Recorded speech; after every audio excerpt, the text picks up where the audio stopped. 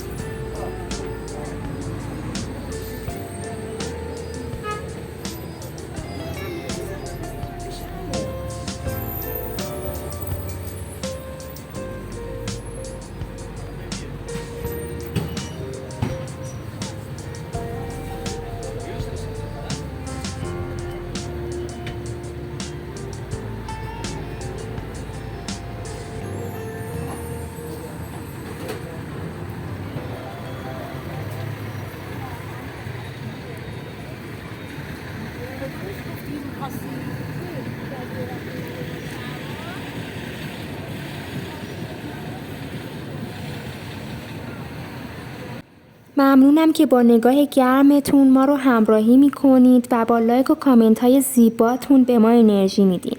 اگه سبک ویدیوهای ما رو میپسندید حتما کانال رو سابسکرایب کنید.